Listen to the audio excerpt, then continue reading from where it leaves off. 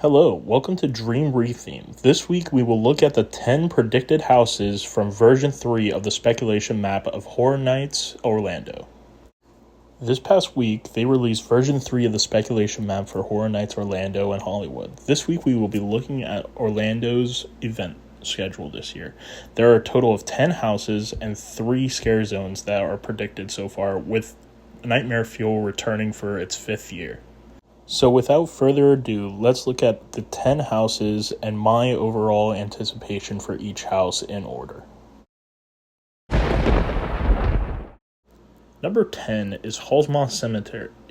I believe that this is going to resemble something from Deadly Unrest that appeared a few years back as a scare zone, and probably Graveyard Games with some of the lore behind the ghosts and ghouls.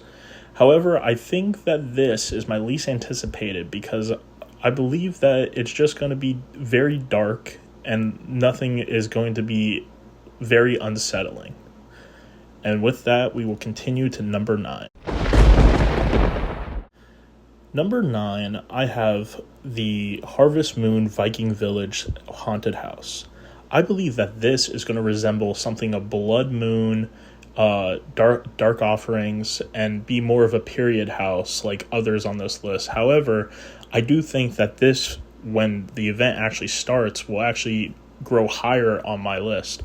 And I believe that this is setting up Horror Nights in the future for something more and something with like the moon signs. And I just believe that that's where it's going to be going soon. Number 8, I have the Jason Voorhees house as my 8th most anticipated house. I believe that this is going to be something resembling the Michael Myers house Halloween that we had a couple years back. I don't believe that this is going to be anything special. I know, as what I thought about that house is, I've seen Michael Myers, whether it's at Halloween, just like trick-or-treating when I was young, and it never really scared me. It's just a guy in the mask, but I believe that it's going to be something that resembles more of that. It would be cool if they made it so it was the 13th quote-unquote film of the franchise, but beggars can't be choosers. They're probably not going to be that interested.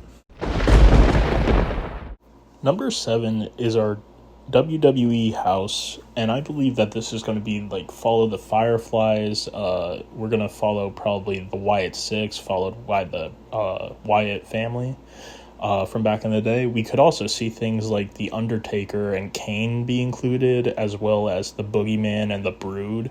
But I'm not going to bore you guys with WWE factions that we could see in this house. We might even get the Firefly Funhouse from WrestleMania a couple years back too. But I believe that this will be an interesting house. I don't believe it will be terrifying. I would believe that this would be something like Slaughter Cinema. Sadly, number 6 is Fallout. This is because I don't know whether it's going to be based on the Amazon show, which I watched, or the video games, which I haven't played. As far as my Fallout knowledge goes, I played the app game of it a couple years back, and I enjoyed that. But as far as game lore, I believe that this is going to resemble something from The Last of Us and be more like that house, how it follows the video game. Number 5 is the Hatchet and Chains Demon Bounty Hunters from last year's Slaughter Cinema 2. I believe that this is going to be a fun period house, as I said earlier in the Harvest Moon section of this video. I believe that the period houses are always what get me to enjoy the Horror Nights event, but I think this is going to be fun. I think it's going to be action-filled. It's probably going to be like Ghostbusters with the fake explosions everywhere, along with just random demons from probably HHN past, and very lore developing drop of this house. Also, it may resemble Case Files from a couple years ago. Number 4, I have the Artist Dark Manor. I believe it's called the Manor, but I believe that this is going to be something resembling the Rotting Stone house. I believe that you're going to have a lot of statues moving, portraits moving, and this is also supposedly based on this year's icon of Horror Nights, so it should be interesting. Hopefully they go all out, but I believe that this will be an interesting house with a lot of good creative scares, hence the name The Artist. Hopefully it's good. people are going to be angry with this, but number 3, I have FNAF, Five Nights at Freddy's. I think this house is going to be a very bright, almost joking house. I don't know if it's going to be based on the movie or games. If it's based on the movie, it's going to be like the Blumhouse houses, like of years past, going through the scenes. I think there's going to be a lot of good jump scares. Hopefully they're really good because they're based on a game that was filled with jump scares. I think this is going to be a really fun house. At number 2, I have Tortured Toys. This is probably going to resemble something like the Toy Scare Zone in Hollywood last year. But I believe that this has the chance to be a very good house. I think it's going to have the same feel as Chucky from 2 years ago. I also believe that it's going to be pretty... Whether it's in a toy store or factory, I think there's going to be a really good like jump scares with like an army of bears on a wall and one's real. I believe that there's really good setups that you can have with a toy house. And finally, number 1, I believe Terrifier is my most anticipated house. If I have to describe one word in what I want this house to be, it probably has to be wet. Like, we're probably going to get like blood explosion, simulated blood splatters everywhere. We're going to get horrible gore. Also, Art the Clown with his mime antics. I think it's going to be a lot of good interactions between scare actors and people getting scared.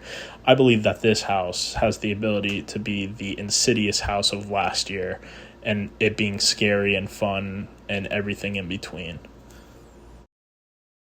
And as far as Horror Nights goes, lore always brings theories, and I believe the artist is probably going to be connected to the Rotting Stone.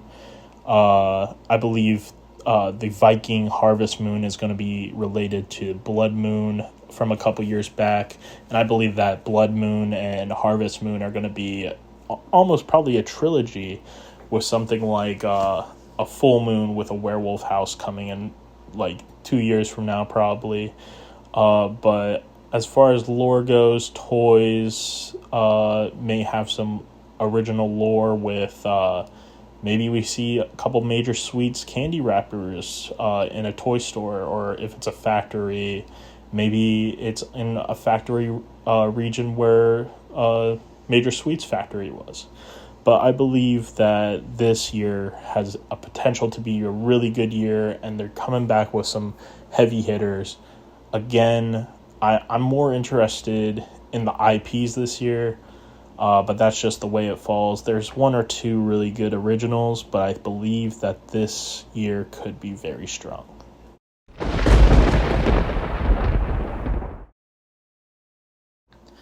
As far as scare zones go, there's only 3 that have been really talked about so far. There's Werecats, which is probably going to be just a bunch of people dressed up like werewolves that resemble more cat, something like out of Scooby-Doo Pirate Island-esque, and it's probably going to be in the Central Park area in Horror Nights, so it's probably going to be really good. I think there's a lot of dark crevices there that can scare a lot of people. Last year with the Swamp Zombies kind of took a step back. I thought the Scarecrow the year before in the Dark Forest, the year before that, did really well with the space. Also, another Horror Nights scare zone, probably Megan, because it has Blumhouse, the Blum Zone, and it had the Megan E in the title. So I believe Megan's probably going to return back. I hope it doesn't turn into an Instagram scare zone again, because that bottleneck there by where Disaster used to be was pretty terrible. And then the other one is the Dark Masquerade, which I believe has a chance to be really good, probably going to resemble Demon Queens or the one scare zone that was located in the same spot last year, but I think it has a chance to be really good. But that's as far as scare zones go, and that's pretty much where I want to end this section. And that's been our show. Thank you for listening this far. If you got here, please like, comment, and subscribe. It really helps us grow our channel. And this was originally supposed to be a Tomorrowland video, but they released the speculation map, and I thought it would be fun to do just a top 10, get to know what other people are feeling about the event this year. But please feel free to subscribe, like, comment. Again, much appreciated if you got this far in the video. So goodbye.